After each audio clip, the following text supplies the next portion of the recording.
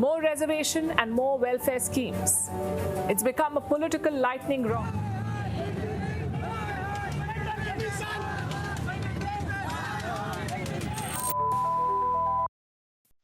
नमस्कार दोस्तों, क्या आप लोग जानते हैं कि आज़ादी के बाद रिजर्वेशन केवल 10 सालों के लिए लाया गया था? क्या क्या बात कर रहे हैं? और वो भी सिर्फ शेड्यूल्ड कास्ट और शेड्यूल्ड ट्राइब्स के लिए।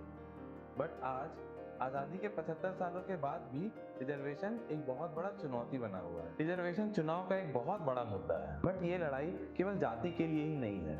ये लड़ाई है राजनीति, सम्मान और उन चंद गवर्नमेंट जॉब्स के लिए जिनके लिए आज भी देश का करोड़ों युवा लाइन में खड़ा रहता है।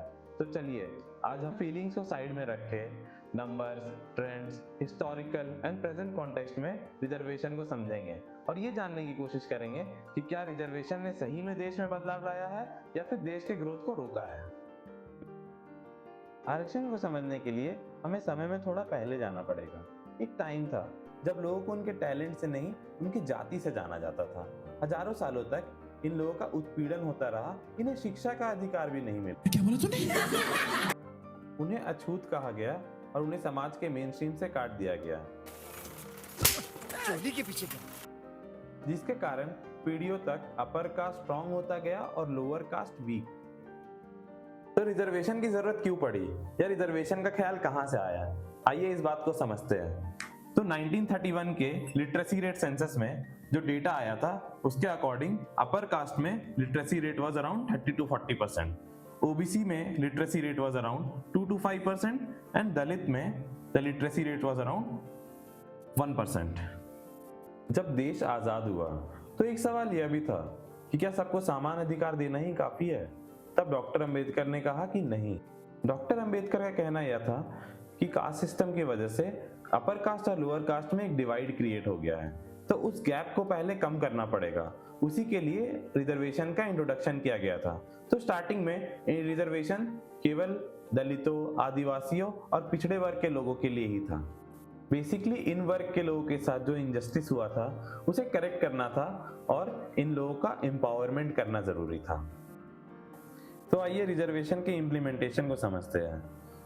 कॉन्स्टिट्यूशन के आर्टिकल 15 और 16 के तहत रिजर्वेशन की व्यवस्था की गई।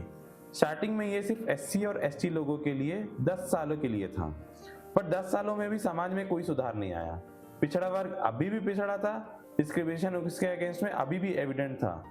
अब कोई सुधार हुआ ही नहीं तो रिजर्वेशन का टाइम फ्रेम भी बढ़ा दिया गया। 1919 में मंडल कमीशन के बाद ओबीसी को भी रिजर्वेशन मिला। आर्थिक रूप से कमजोर वर्ग के लिए भी हाल ही में 10% कोटा शुरू किया गया है। ये ईडब्ल्यूएस रिजर्वेशन भारत आरक्षण नीति में एक बहुत बड़ा बदलाव है। अब रिजर्वेशन का इंट्रोडक्शन तो हो गया, अब इसका आफ्टर इफेक्ट्स हम लोग समझते हैं। तो पहले क्या होता था कि पिछड़े वर्ग के लोगों को नौकरी ही नहीं मिलती थी। अब रिजर्वेशन के आने के बाद उन्हें नौकरियां मिली, उन्हें अपॉर्चुनिटीज मिली। क्या बात है सर, क्या बात है सर, क्या बात, ये बात है। अरे सर क्या बात है। आज पॉलिटिक्स से लेकर के साइंस तक हर जगह पे लोअर कास्ट और अपर कास्ट के लोग दोनों हैं। अगर इस चीज को अपन डेटा से समझेंगे तो आप यह जानिए कि पहले लिटरेसी रेट इनका 1990s के अराउंड 30% हुआ करता था एससीज और एसटीज का, बट अब इनका लिटरेसी रेट बढ़ करके 70-75% तक आ चुका है। तो दोस्तों, जिस चीज की शुरुआत भारत के लोगों की भलाई के लिए किया गया था, उन्हें कॉमन ग्राउंड पे लाने के लिए किया गया था, अब वह खुद ही एक ब्रोकन सिस्टम बन चुका है। गजब बेइज्जती है। रिजर्वेशन का मकसद समाज को तोड़ने का नहीं था,